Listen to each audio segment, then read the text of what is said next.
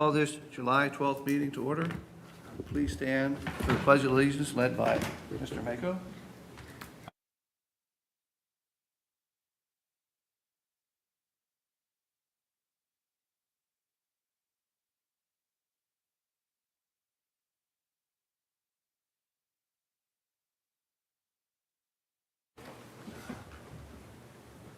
Good evening. Jeremy, got roll call?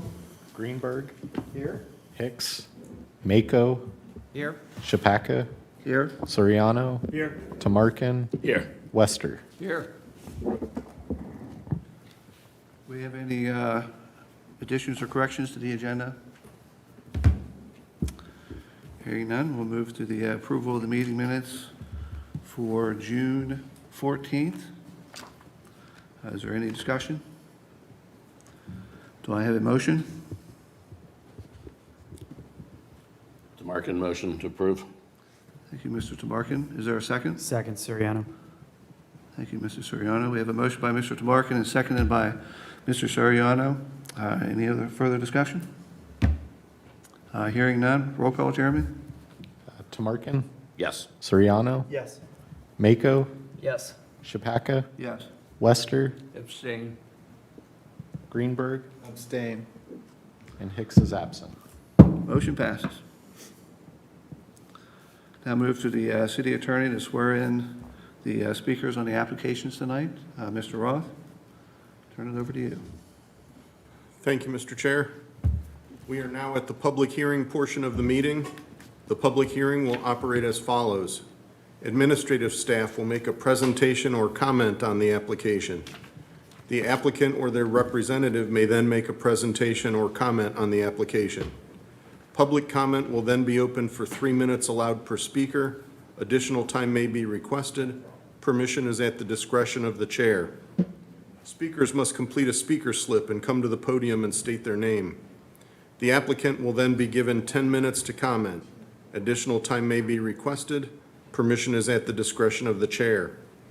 If there is more than one application pending for a particular address, the presentation on each application may be consolidated and presented as one.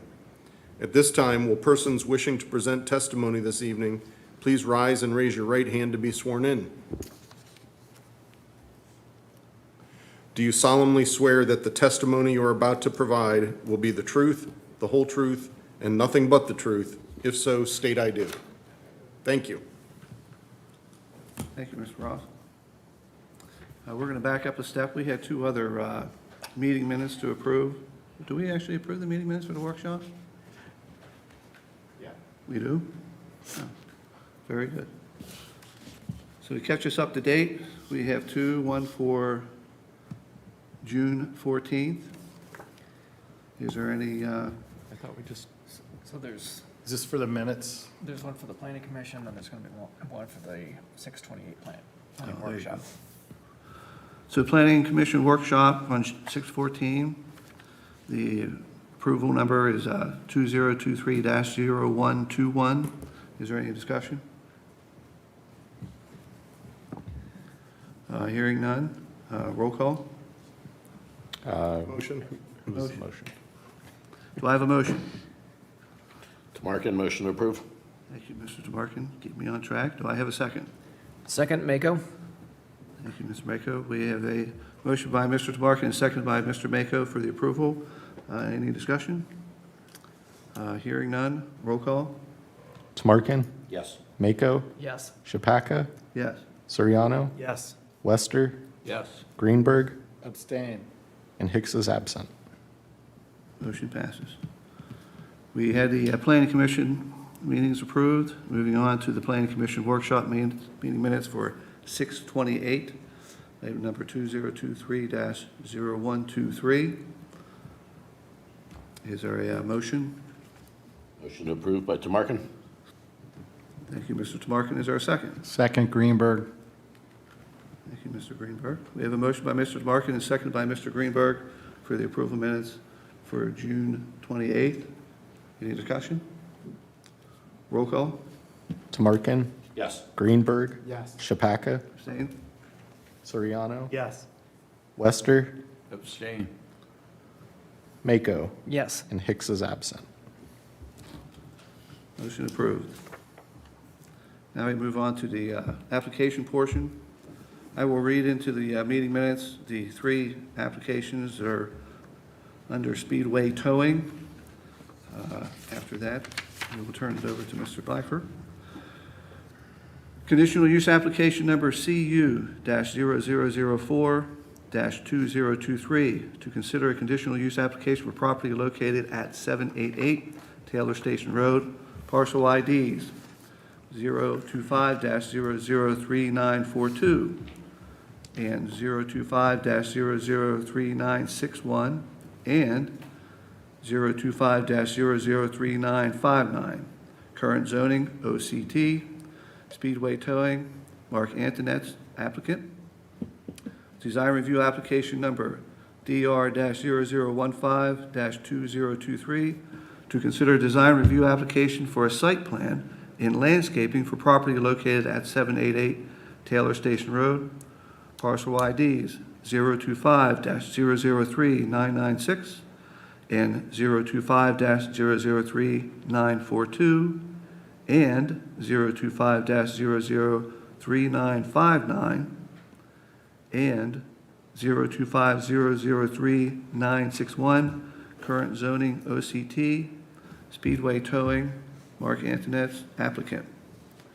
Variance application number V-0016-2023 to consider a variance application to vary chapters 1155.04C1A and 1155.04D1 and 116305 and 1163.06A, 1163.07, and finally 1163.08A, C, D, E, H of the codified ordinances of the City of Gahanna for property located at 788 Taylor Station Road, parcel ID 025-003996 and 025-003942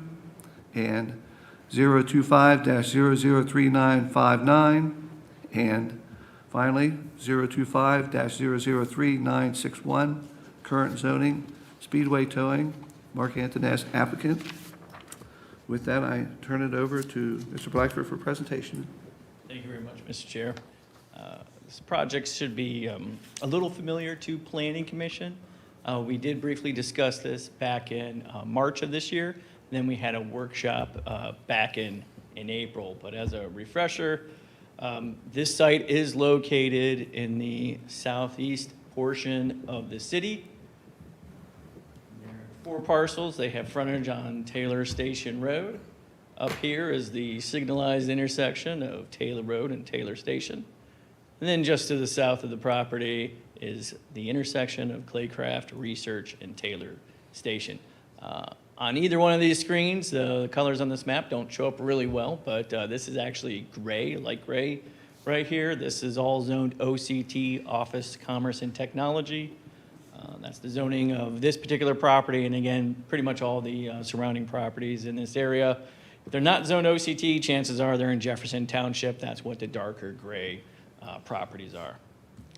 If we zoom in a little bit and look at the subject property there in red, if we're curious as to what those adjacent users are, here just to the north, this is Crossroads Commerce Center. There's a number of offices in there. Driving through there, saw a number of professional offices. I think there was like a home health care, an attorney's office, office for a transportation company, and a staffing agency, just to name a few. This large blue piece of property right here, that is Omatech. I forget what they do, but I remember when I visited them, they were very neat and orderly and looked very organized inside, but some type of manufacturing. And then to the south here, McGraw-Hill with their warehousing and manufacturing there of reading materials. And across the street, this is Ribtech. That's that kind of domed looking building, concrete there. Pretty interesting operations, manufacturing. I think they insert like metal into concrete. And then to the northwest of this property is the Army Reserve Center. Then if we take a look at the subject property, here's a couple of images here as staff was driving by earlier this week. Again, just gives you a little bit of an idea of the particular property. And these images were taken, I think, back in February in preparation for the March meeting. So it's a little bit grayer, but that's February in Central Ohio. But again, this just gives you a little bit of an idea of the property in question.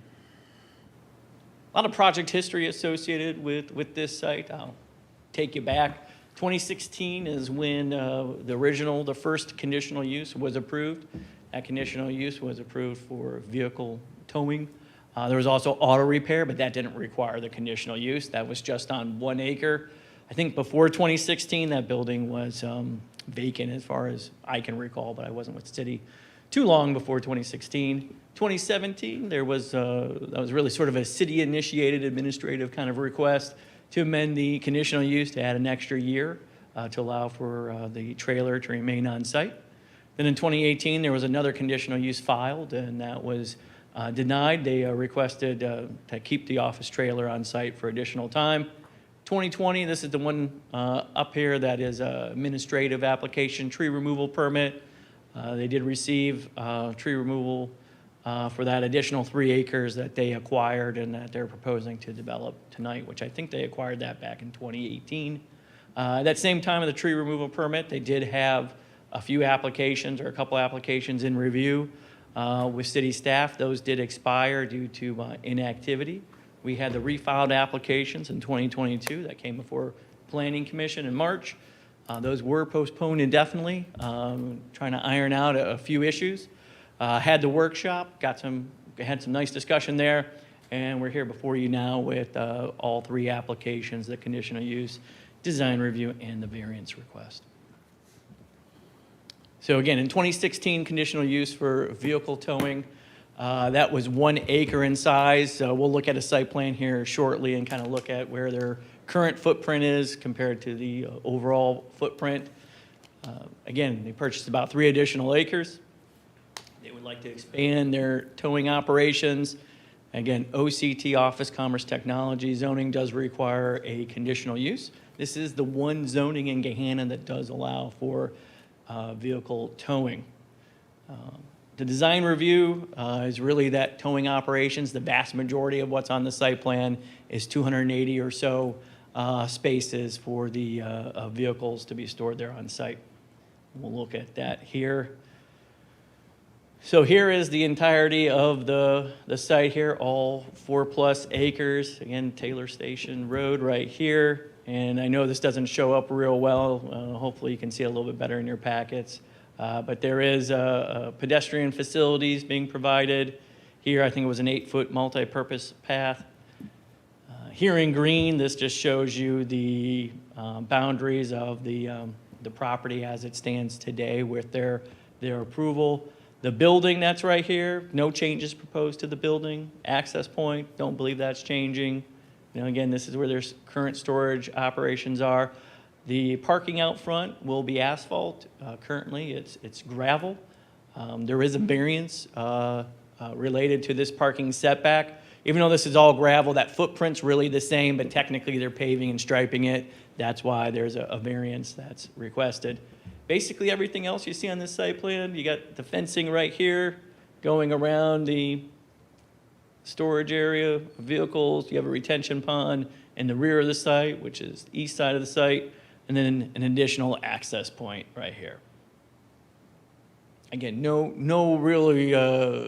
additions to the building or exterior improvements related to the building. Because of that, the nature of the design review is relatively straightforward. There are, I believe, 6 variances requested. The first one is to the parking setback. The code says you're supposed to have 45 feet. This is an existing site. Again, that parking area really isn't changing a whole bunch. It's really being paved and striping. Handicap space being provided. Because there are changes, technically, you do need to have a variance. There's no objections from staff to this particular variance.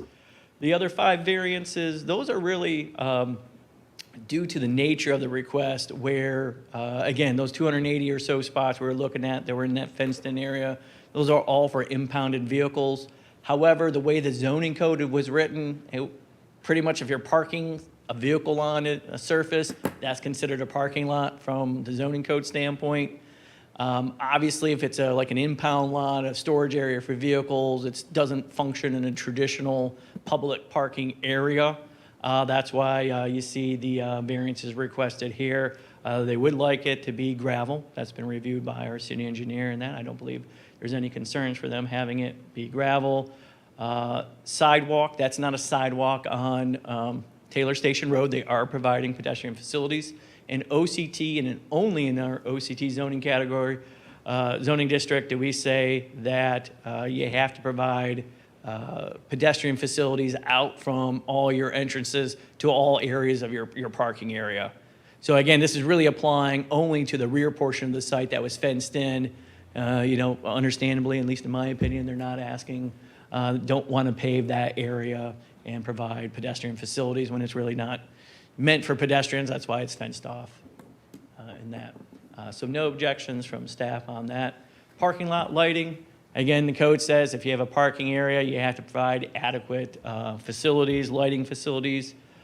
Staff does have a little bit of a concern with this particular variance. We did talk about it a little bit at the workshop, and I think Planning Commission may have had a little bit of a concern about with that amount of vehicles back there, if there wasn't any lighting provided, it could be, there could be some challenges associated with that, and perhaps some lighting in the rear of the lot there would be appropriate just to keep everything safe and secure. If that's the case, if that's the will of Planning Commission to approve the various applications, and you deem that lighting would be necessary, again, that's up to you all. But if you do, technically, we could have a condition that says supply a photometric plan is technically required to make sure those lighting levels meet code requirements.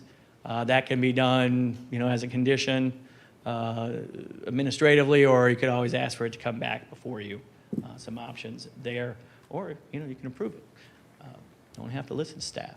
Again, ADA parking. This one, they have a parking spot out front, but again, because the zoning code says, hey, it's based on the number of parking spaces, and all that parking to the rear, which isn't parking, is parking. So they do need a variance. Otherwise, they'd have to provide additional ADA spaces in the rear of the lot. There are other divisions that also have requirements. Building division and our engineering department have to review for accessibility.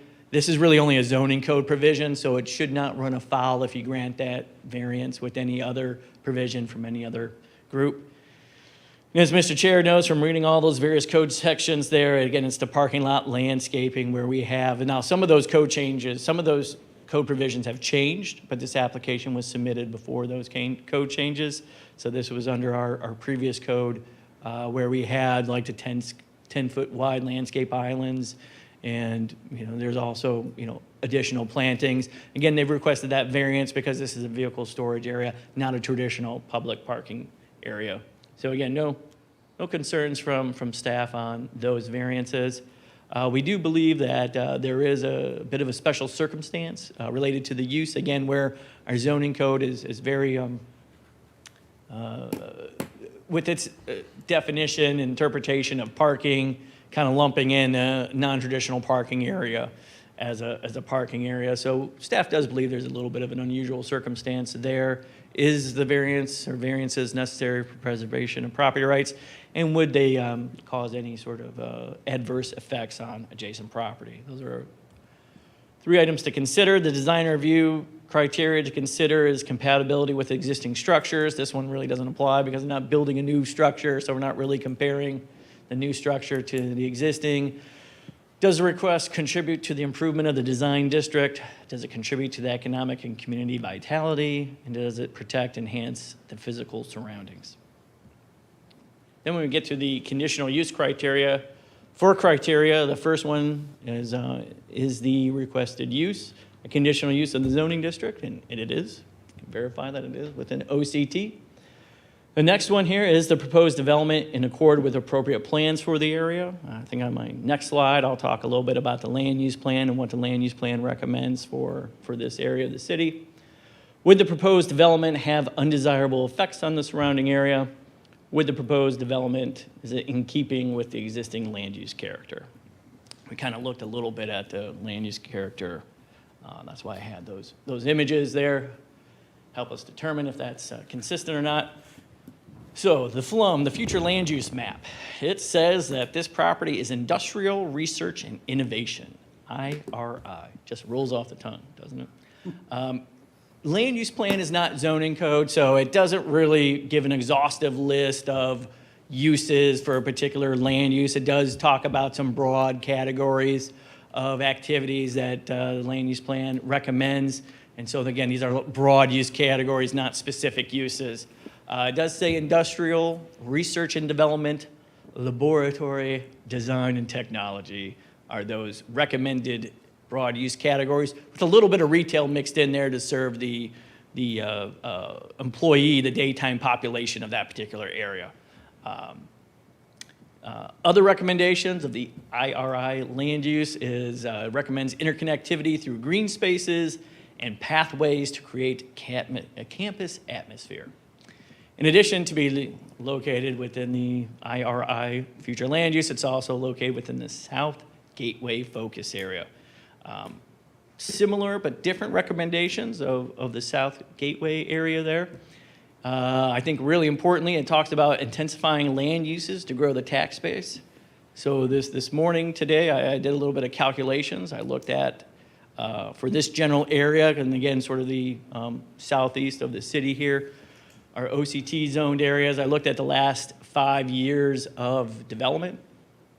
And if we look at all the projects that have gone through Planning Commission, on average, for every acre that was being developed, just over 11,000 square feet of new construction was associated with each acre of development. And we averaged about 22 acres of land being developed each year over the last 5 years in this area. So again, we're averaging about 11,000 square feet of new development per acre. In this particular case, there isn't any additional square footage because they're not proposing any additional vertical construction.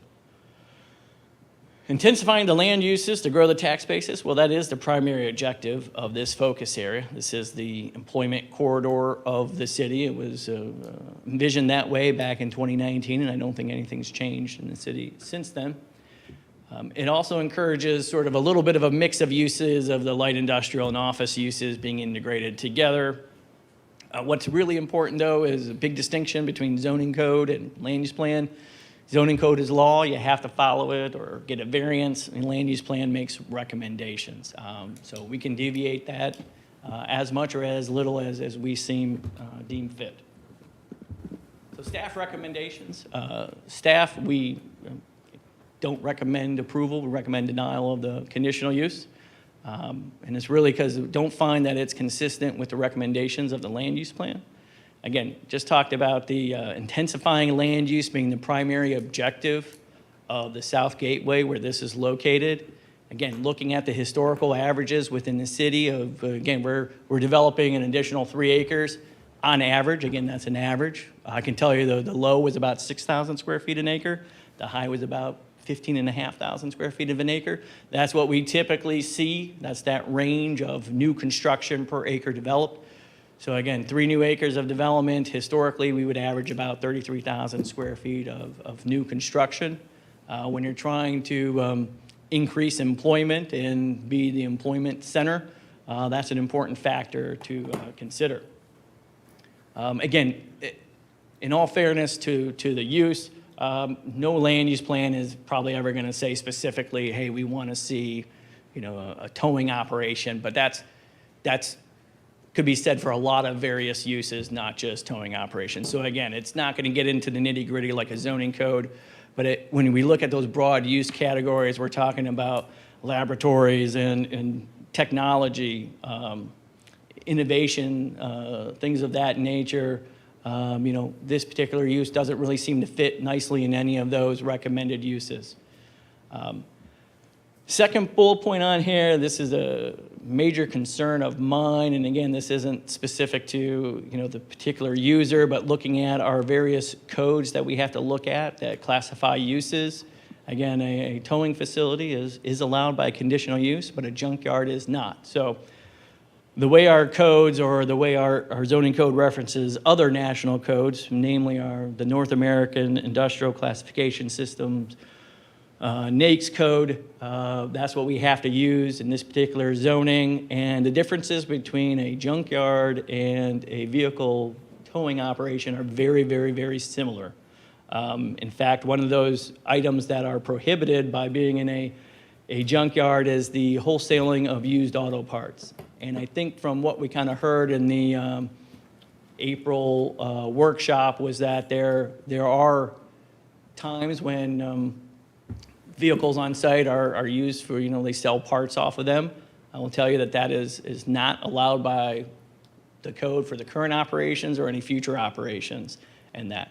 Now, whether I agree that selling of used auto parts, that's not really up for debate. That's how, again, the North American Industrial Classification Systems classifies the used motor vehicle parts as the same as a junkyard.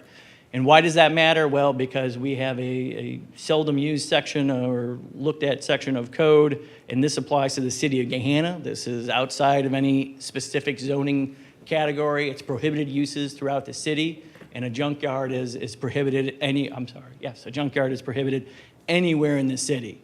And again, the way the North American Industrial Classification System classifies a junkyard, selling of used auto parts is classified as the same. So again, it's a very fine line from operating as a towing facility and as a junkyard. And I think the other thing to consider is that, and this is not identified in any code, but at some point, and again, I think the workshop was very, very helpful, very informative for everyone.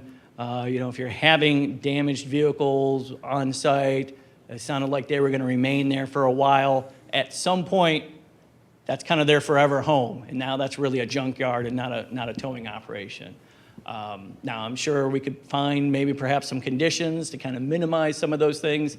And like I said, it's not like it's 6 months or 1 year. You go from a towing, vehicle storage to now a junkyard. That's a gray area. It's not defined in any codes, but certainly could see that being a real possibility.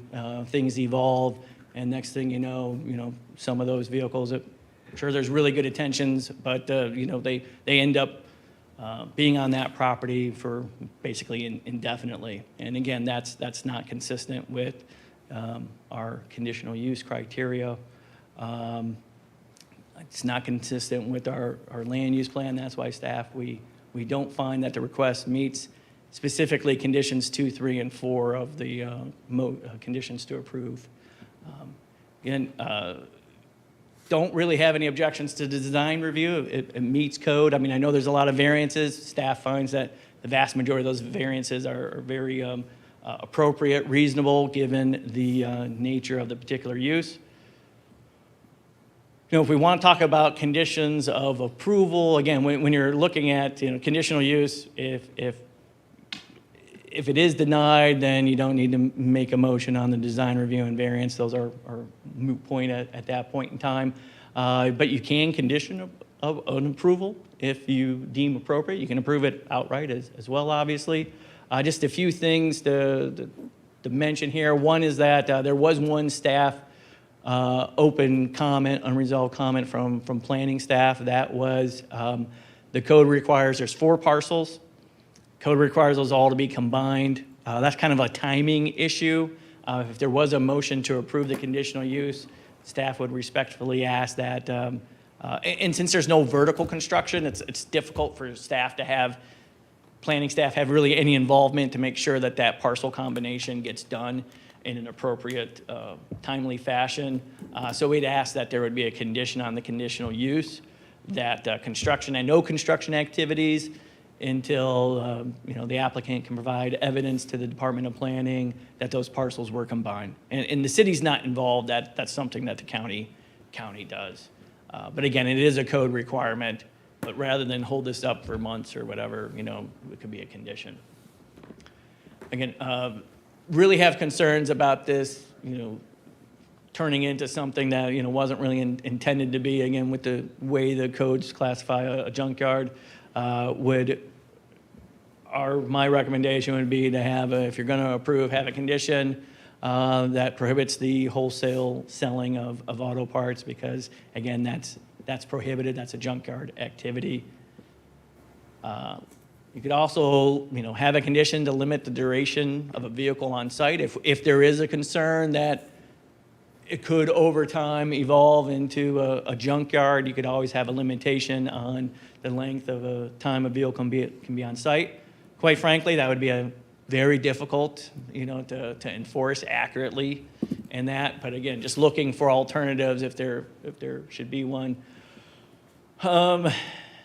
These last two, limit scope of use, this probably isn't ideal for anyone, but going from 1 acre to 4.1 acres, that's a big increase in size. Planning Commission, you have the discretion. You could always approve a more narrowed scope in that if you all deem that appropriate. And again, that could be beneficial if we thought there was some potential negative impacts because of the size of the project, the scope. Again, reducing that scope might be helpful.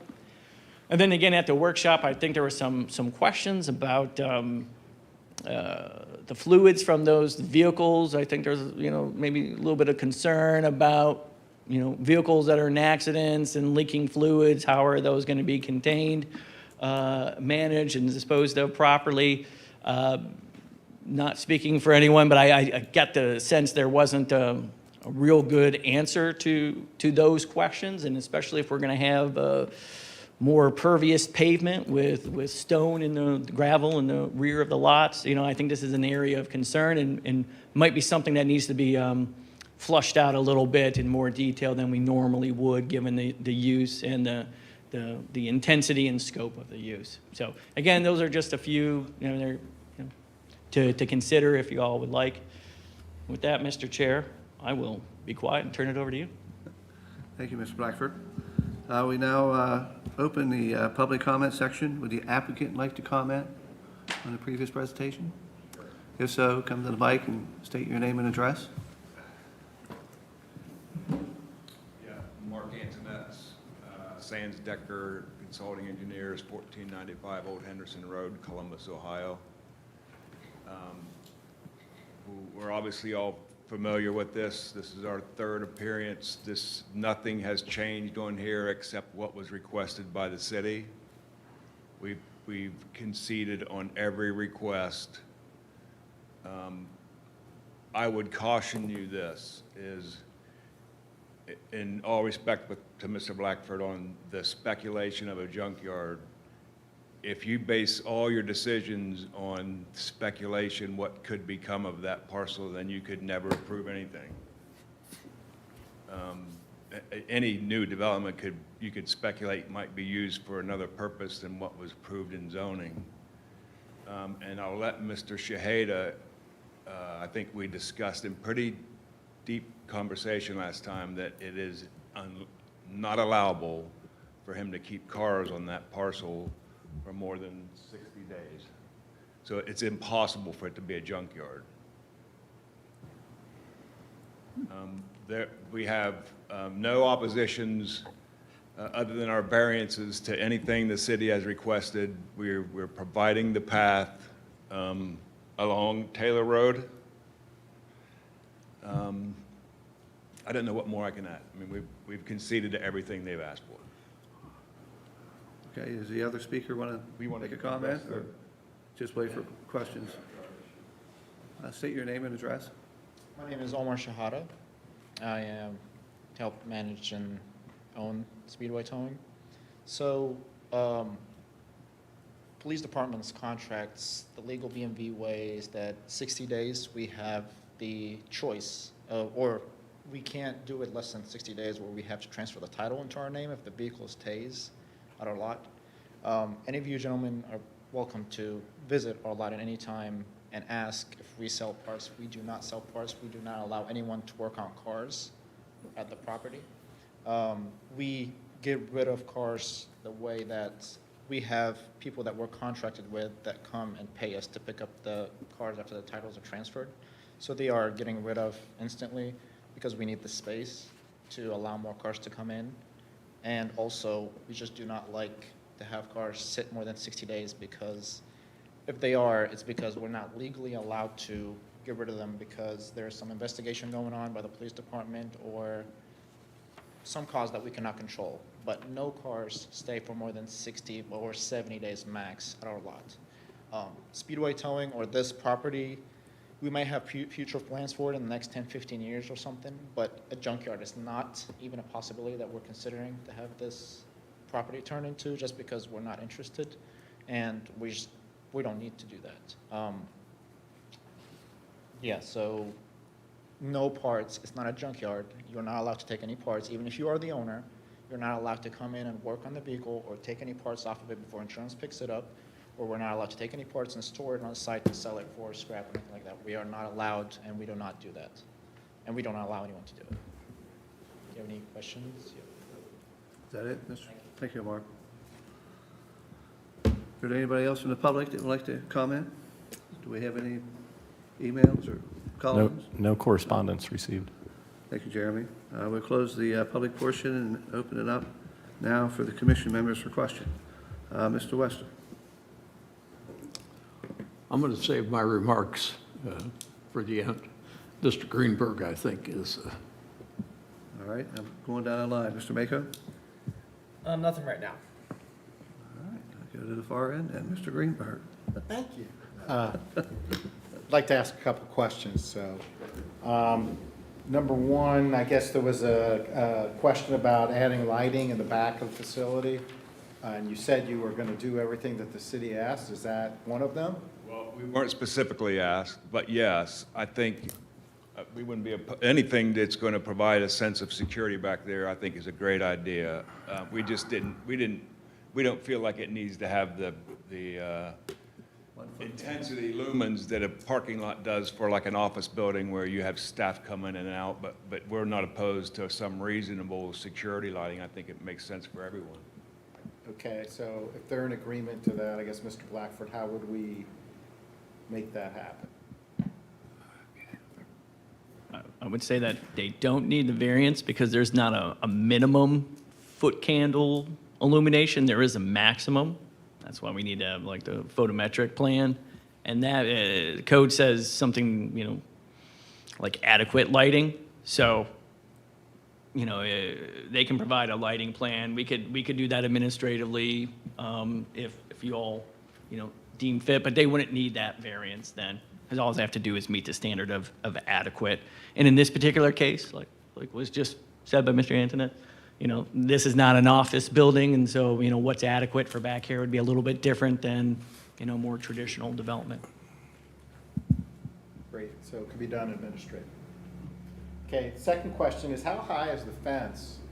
Does it block view of anyone all the way around the facility so they can't see the Yeah, vehicles? it's a standard 6-foot chain link with screening Okay, around the whole perimeter. right, okay.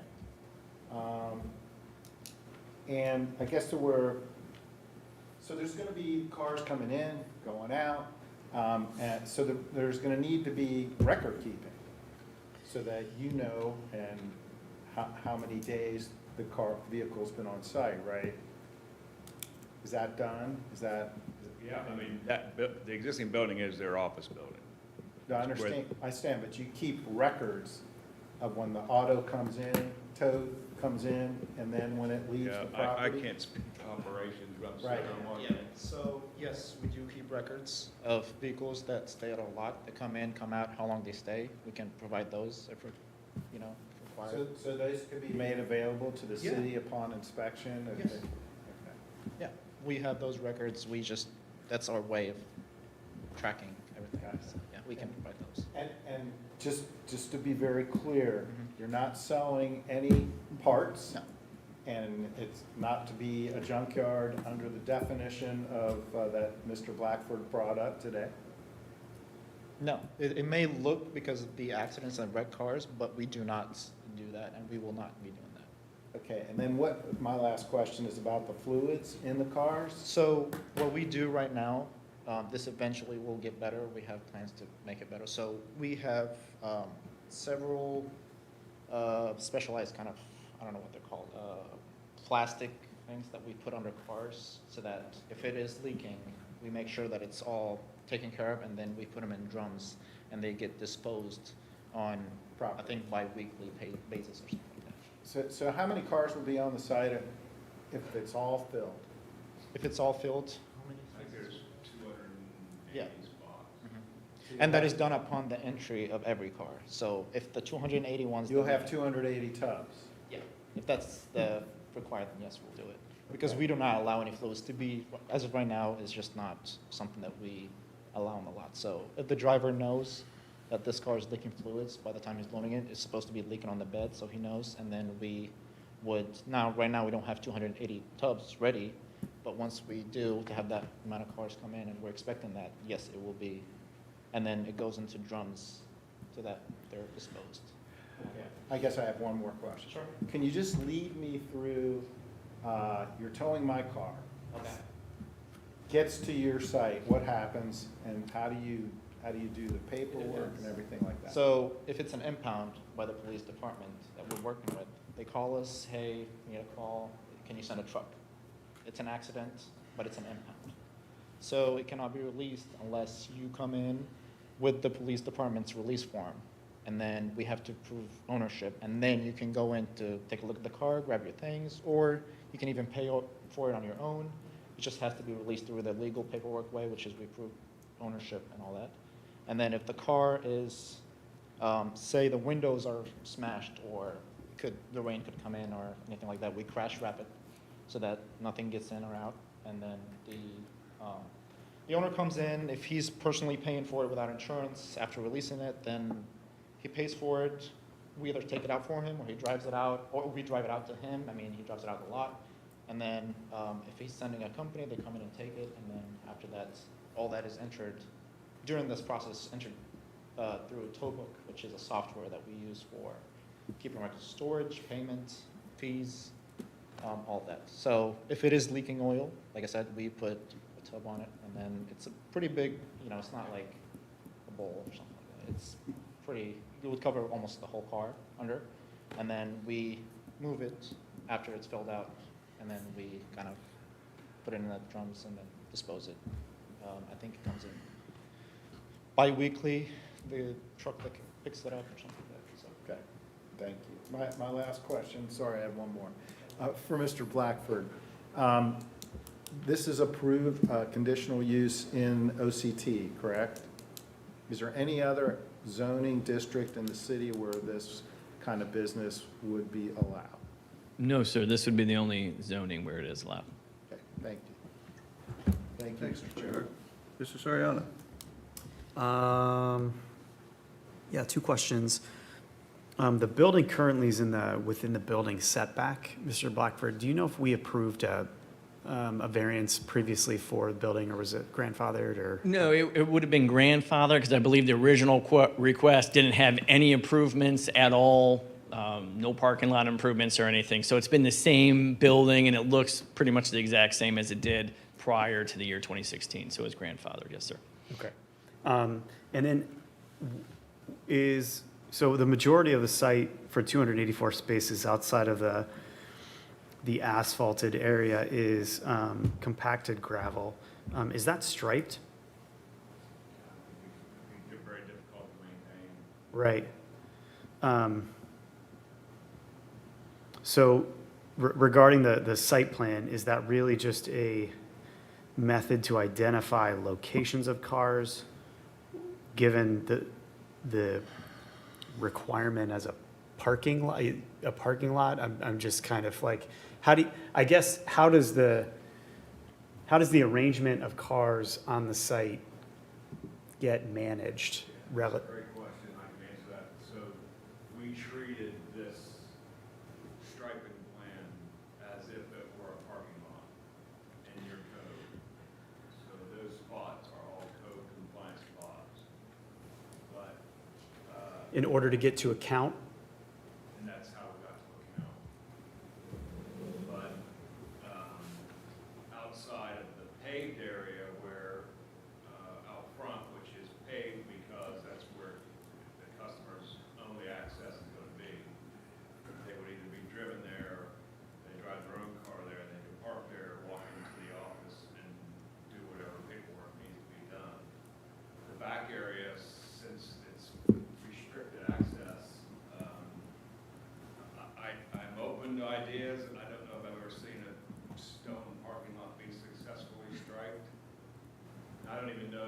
necessary for their operation to have it striped.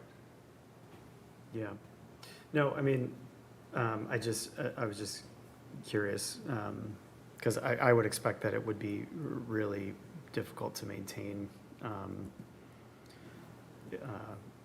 as well. I also think the compacted gravel, just looking at Google Maps or Google Earth Street View, there's the potential for a lot of weeds and stuff coming through the gravel, just with regard to site maintenance and things like that. Where do the tow trucks live when they are on site? Yeah.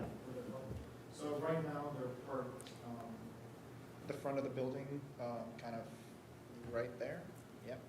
And then, once this is approved, then they'll have spots inside to be parked and stores, because then we'll have more space for them.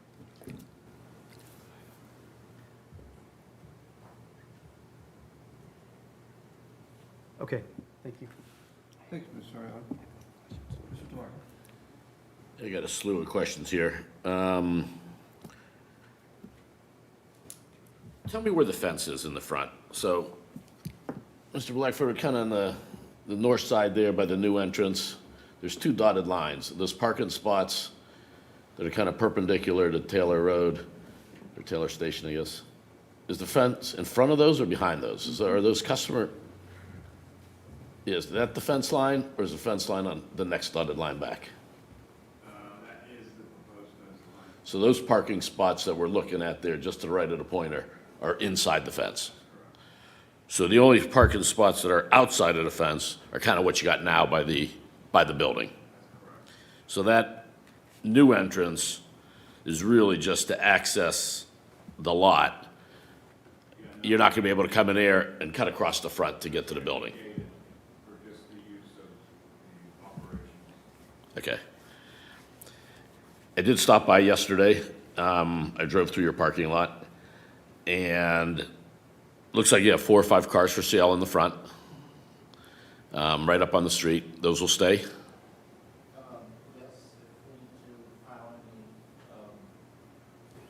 more paperwork in order to get that, they're usually not more than 4 cars.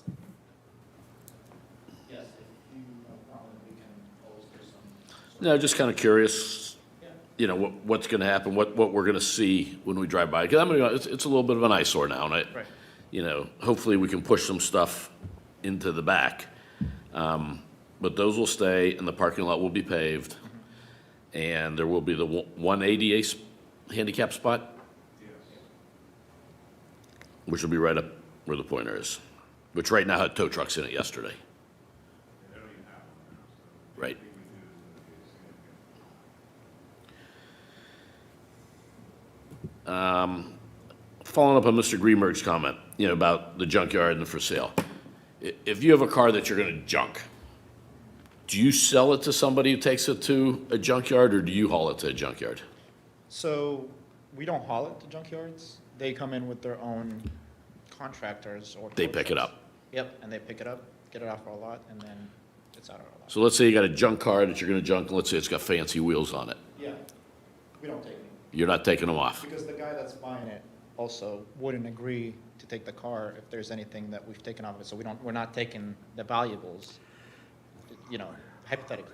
So we don't do that, no. He gets all the parts, pictures that we take of the car before we even tow it, compared to the ones where the car is when he picks it up, it's just how it is. So we don't take any things to ourselves now. Okay, and I'll come back to this in a second.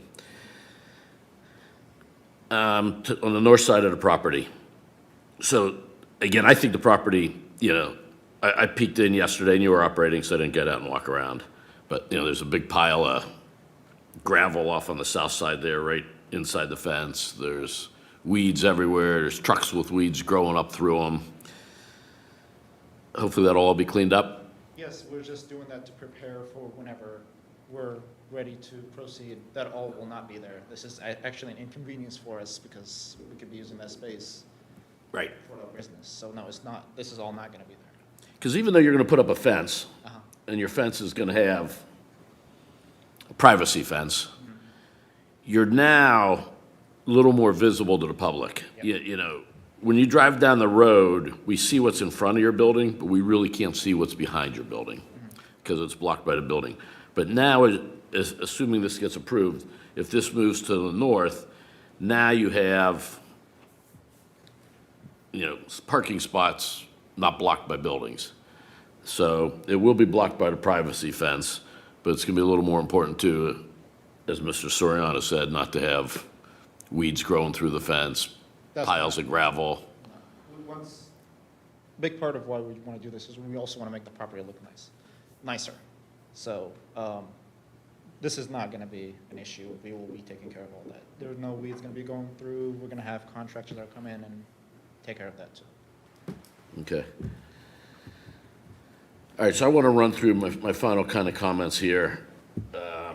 Some of the city's concerns on conditional uses. So tell me if you would be in agreement, and then we would have to, with the help of our city attorney here, craft the motion. If we add to the conditional use that there will be absolutely no wholesale or retail sale of parts, so even though you sell whole vehicles, which Mr. Blackford is not, no objection to whole vehicles, but there would be no, that you would have no objection if we add to the language that there would be absolutely no sale, wholesale or retail, of anything other than a whole car and any parts. No objection. That you would have and be willing to have the city inspect, I don't know who does that, if anyone does that, that there will be no leaking fluids. Any leaking fluids will be contained and then recycled. Okay. And Mr. Blackford, I don't know if we have anyone who checks on those kind of things, or it's probably Mr. Greenberg's old environmental department. If we put in the language for the conditional use that no vehicle would ever stay in the lot longer than 90 days? So, 120 days? Give me a number. so, I don't want it to stay more than 60 days as a business, but again, sometimes, it would have to stay because that's the request of the police department. So we've had, maybe one vehicle in a very long time since we've been contracted with the city of Reynoldsburg, that it has been, there has been, I don't know, something going on with it, I don't remember exactly, but it stayed for longer than, I'd say 200 days. But that's one vehicle, and as soon as we got the paperwork done for it, it was gone. And so it's hard to say, but maybe 200 days? Well, how about this? How about if we say no vehicle stays longer than 90 days, with the exception of those vehicles requested to be held by a local police department? Because it's not just Gahanna Police, you work for other jurisdictions. To be safe, would we be able to make it 120? We'll propose it. Okay, and if someone from the city would come to inspect, you have proof on that individual vehicle that a police department has requested that you hold that vehicle? Because maybe it was used in a crime or something. Yeah, that's exactly what it is. We don't keep them longer than we do, because like I said, we have the guy coming in almost on a monthly basis. So he takes the cars that are ready and the cars that are not, then as soon as they're ready, they're out of the lot. So, yeah. Okay, and the fourth one that I have is that there would be no construction until the parcels are combined into one parcel, which is the city will explain to you how that happens. Okay. Mr. Chair, that is the extent of my questions. Thank you, Mr. Parkin. Back to Mr. Macon. You got a question? Thank you, Mr. Chair. Just needed some time to get my thoughts in order. Question for Mr. Blackford. I don't know if this is a fair question, but going back in the Wayback Machine, back in 2016, do we know what conditions were originally put on this property to get where we are today? Yeah, it was pretty straightforward request. I didn't work on it, but I'm aware of it. And there was one condition to remove a construction trailer from the site within a year of occupancy permit or something like that. That was the only condition, because I don't believe there were any improvements that necessitated them to do a more robust modifications to the property. Okay. So again, just so I'm straight on this, so back in 2016, this was a conditional use per the zoning code in place at the time? Correct. And they just had essentially one condition they had to comply with? Yes, one condition, yes, sir. Okay. Next question for the applicant. Kind of, we were talking about the number of, let's say you're at full capacity and the internal circulation when your tow truck or wreckers have to get back there. You feel confident that you're not going to create some type of huge, situation where your larger vehicles are stuck back there if you have close to full capacity?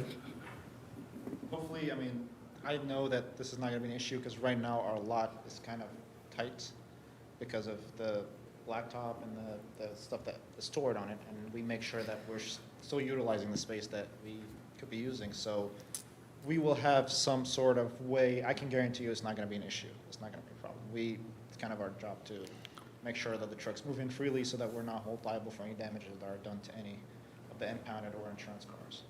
So yes, it won't be an issue. Okay. And then the final, Oh, sorry, we also are gonna have a little wrecker. It's not as big as a flatbed, so, yeah, so that's gonna be around, it's gonna be a lot truck, so that if anything needs to be moved for a customer to pick up a car or insurance or being pulled out that it's not drivable by any of their employees, it's gonna be there to organize the lot, and it's gonna be there as long as we're open every day.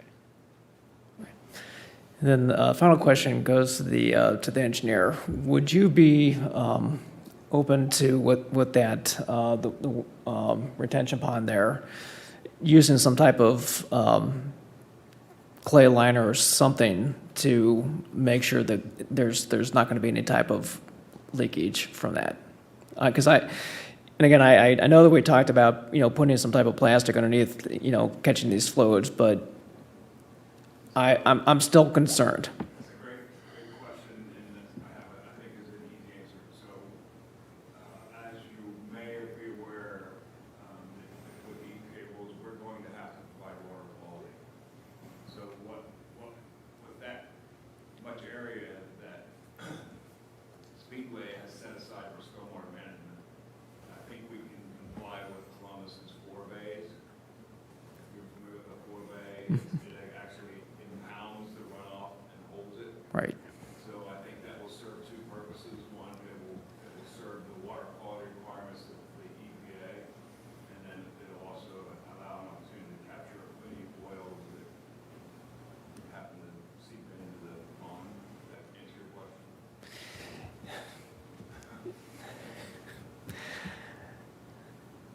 It doesn't give me warm fuzzies, but I understand where you're coming from. That's all the questions I had, Mr. Chairman. Thank you, Ms. Bako.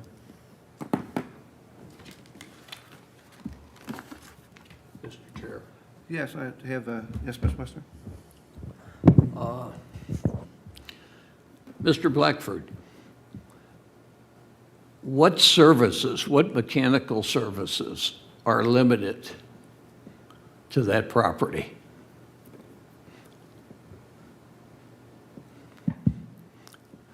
What's the difference between a storage yard and, say, the local gas station that'll change my oil, or a Firestone?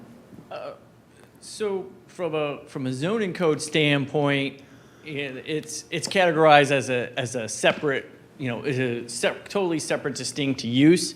But there aren't like conditions and things associated with it. So I guess it's one of those, if the primary activity on site is oil change, then you'd be classified as like an oil change facility. If your primary activity is vehicle storage, impound lot, then that would be, a towing is what you would be, ancillary, type of activities. The code in this case, this is the one activity, at least I can think of off the top of my head, from an auto-related activity that's not allowed by right within this zoning, but requires a conditional use.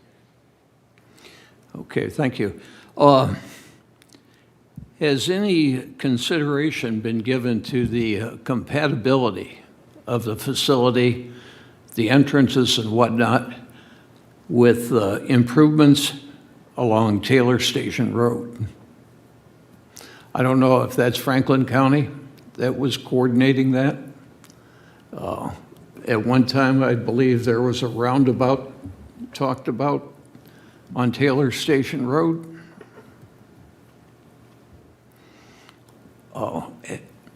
And with and I haven't worked these logistics out, but when you have 200-some cars in there, how many are towed in and out on a daily basis, and how does that impact the traffic?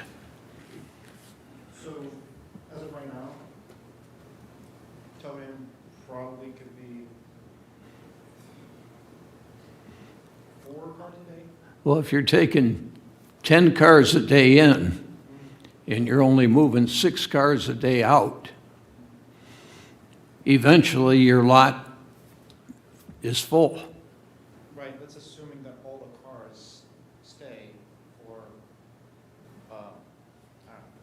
most insurance companies, they do not wait more than maybe a week max before they issue for a car to be picked up. So as of right now, with the current contracts that we have, the probability of the lot being filled out is it's not very certain. You know, we wouldn't have that issue. If I could, jump in if I'm wrong, but they don't operate and make money by storing cars. They make money by towing cars. So there is no interest in them having 284 cars sitting in that parking lot. That make sense? They don't get paid for storage. I understand. Okay. In light of that, I'm just curious, and maybe this is an old image, but just looking at, like, at Google, again, at ground view, I mean, is the sign on the building, it says Speedway Auto Care, but not Speedway Towing? Is that, did you happen to notice that driving by? I did not. I saw it said Speedway because there's another place up the road that looks kind of similar. But I didn't notice what the sign says today. It currently says Speedway Auto Care. We have applied for that sign and went through the permit to have it there, but in the future, we will be applying for different signs that kind of just say Speedway. And will say towing and auto care, and those will be, we'll fill in the applications required for that, but that's in the future. But as of right now, yes, that is what it says. Okay.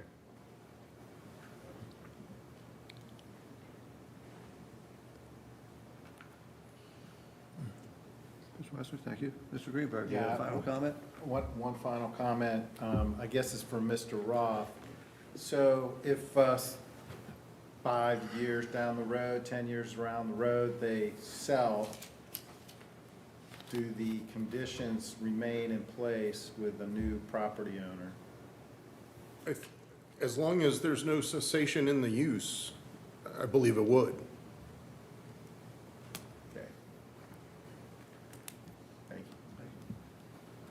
All right, we're done with the questions. You guys can have a seat. Mr. Roth, we have 4 conditions. I had 3 written down. Conditional I don't know use? what the 4th one is. Combining the properties before I construction. had that one. No sale of vehicle parts and no vehicle stored longer than 120 days.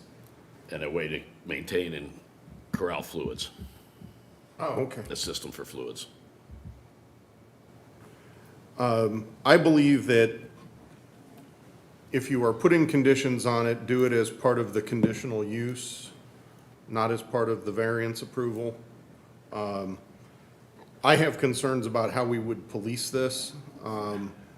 We don't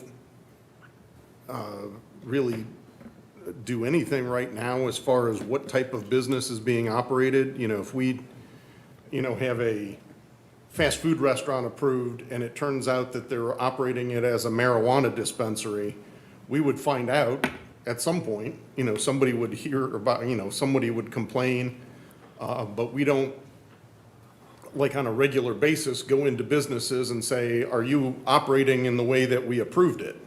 That's not something we do. But it would be zoning code violation if somebody is operating a unpermitted business. Is that correct, Mr. Blackford? Yeah. And we can file charges for that, but we just don't, it's not like we have on an annual basis, we go in every business and make sure that they're operating, the way they were approved. So we can put those conditions on here, and maybe in the future, we would have a zoning officer that would make those business checks, but that's not something we do right now. But if you want to make the conditions as part of the conditional use, that there's no vehicle sales, that they, contain, fluids leaking from vehicles, that they, no vehicle part sales, that kind of thing, you can put that on there, but currently, we don't have a way to police that. So would we vote on that separately to be an amendment to the conditional use? Yes, I would do a motion to amend to include those conditions before we have a motion to approve the conditional use. Very good. Do you have a verbiage in mind? Right here. Very good. Subject to adaptation. So do we have a, First discussion.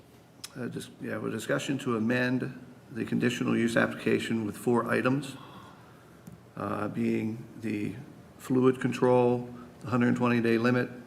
This is a summary of the description, and no selling of parts, and just a lot accommodation prior to any construction being done. Is there any discussion on those 4? Do I have a motion? Got a comment? Nope, there. Yes, I looked over there. Mr. Roth brought up a very good point. When we impose conditions, the city has a very difficult time enforcing them. I would propose that we look at an inspection fee. Maybe they apply a deposit, and then the inspector bills against that. That's not uncommon in construction.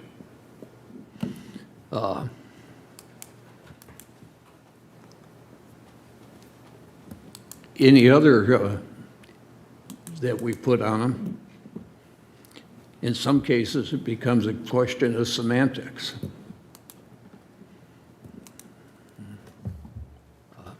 And the one word says this and another word says that.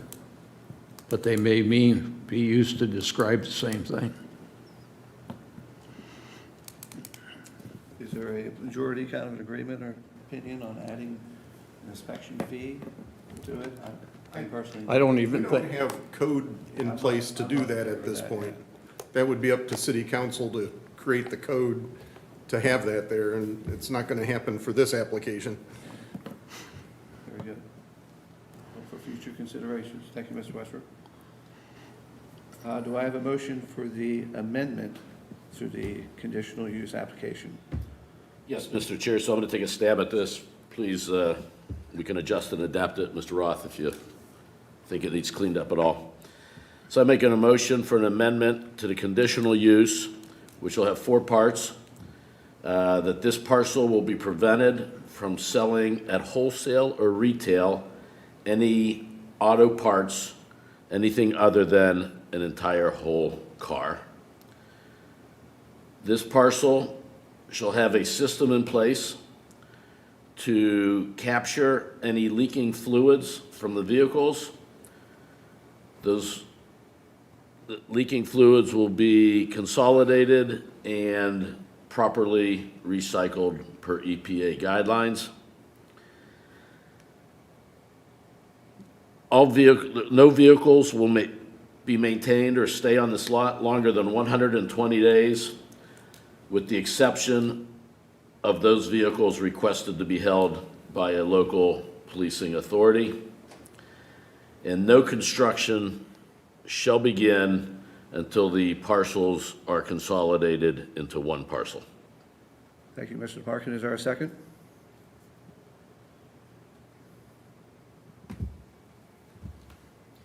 Second, Soriano. Mrs. Soriano. We have a motion by Mr. Tamarkin and seconded by Mrs. Soriano. Is there any discussion on the amendment motion?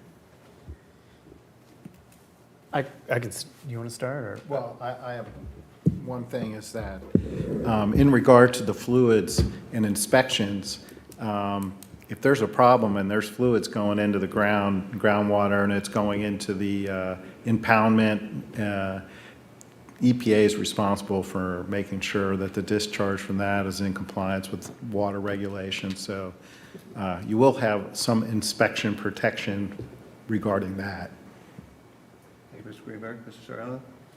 Soriano? I'm not in favor of this conditional use for a number of reasons. I think a lot of them have been outlined in by Mr. Blackford. I don't think that it's in accordance with where we want to be from a future standpoint in terms of an innovation district in the OCT. There's nothing that leads me to believe that what we're proposing is going to kind of improve the character of the surrounding area. In fact, I think it probably could have the opposite effect in terms of undesirable effects. And I don't know that it is in keeping with the character. I have significant concerns about if we were to put conditions on this property, the onus is then on, it's not to say that I don't trust the applicant would do those things, but the onus then is on the city to monitor those at some point in time. And I don't know that we have, as a city, have the resources to do that for every property that has conditional uses. So I just, for a number of reasons, I just don't, when you look at all of the things that have to happen for this site to be in compliance and to be approved from a zoning perspective, that usually is a red flag for me that this isn't probably an appropriate use for this site. So I'm not in favor of the use. Thank you, Mr. Soriano. Any other discussion? Mr. Wester? I'm not in favor of this conditional use either, for reasons specified in the land use plan. Some of the undesirable effects,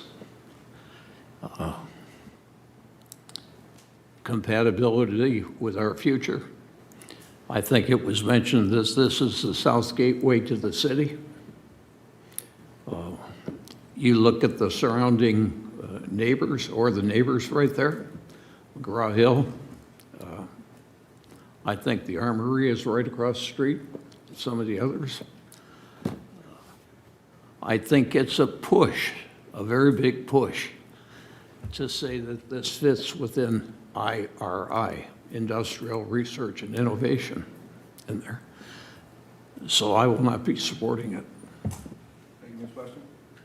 Mr. Mako?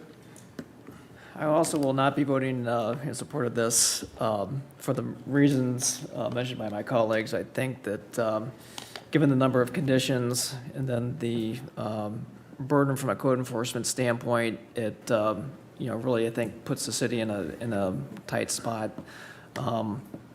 So again, with what's been said by my colleagues, and I also think Mr. Roth brings up a good point that I cannot support this. Thank you.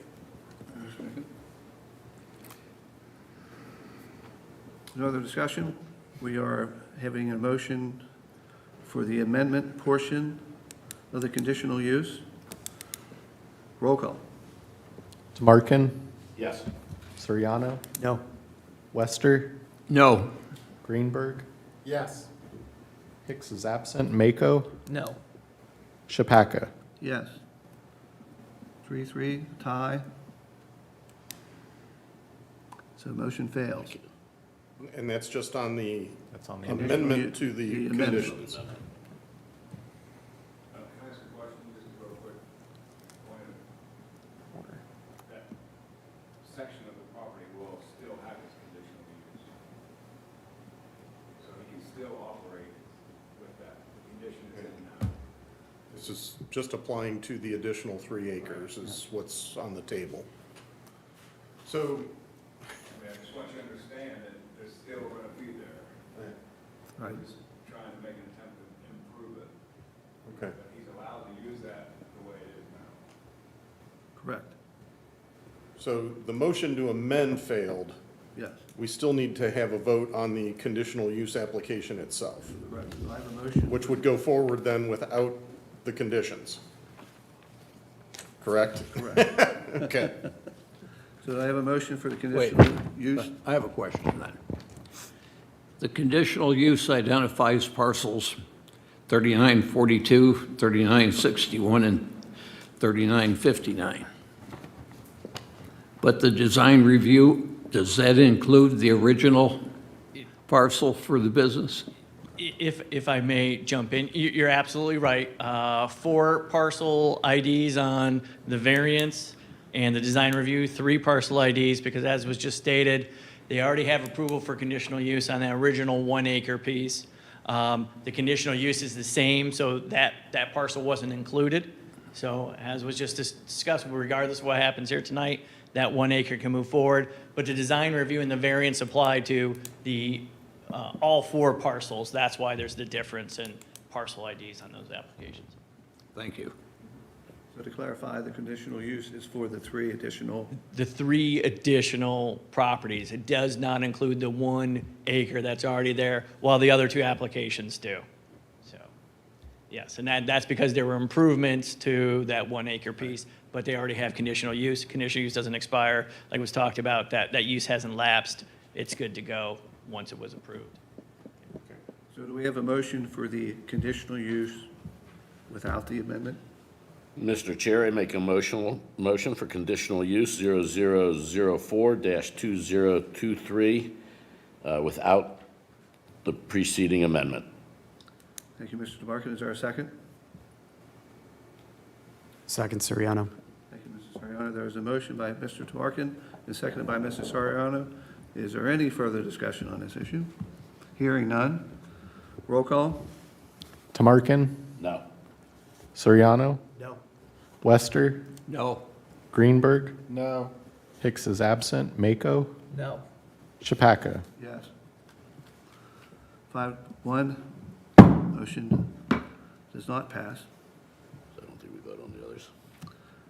So the design review application and the other variances are strictly for the improvements that were made to the 3.1 acres. So having the conditional use not pass, Well, do the I other think two. some of the variance applications deal with the existing 1 acre parcel, don't they? As far as the pavement, and the sidewalk, and that kind of thing? Those wouldn't be necessary without, you're right, it applies to the 1 acre, but they really aren't necessary because I don't believe that the applicant's going to do all those other improvements. So if the conditional use isn't expanded, then I don't believe there'd be any desire, they can correct me if I'm wrong, to do some of those other improvements. So I So- think they're null and void, or they would, at a minimum, if they wanted to go forward with them, I think they would have to, the applications would have to be altered to, have a reduced project scope and all that, because it includes more property than what they have conditional use for. So you're saying that the design review and the variances are, I guess, without the conditional use, there's no reason to vote on those 2? Yes, that's, again, unless the applicant would correct me, but then we would have to have some application modifications in that, but there shouldn't be a need. Okay. So design review application DR 0015-2023 and variance application V-0016-2023 are no longer required because the conditional use was not approved. So it will just be put in the records. Thank you for your time and your patience. Hopefully something will come out of this in the future and we see you again.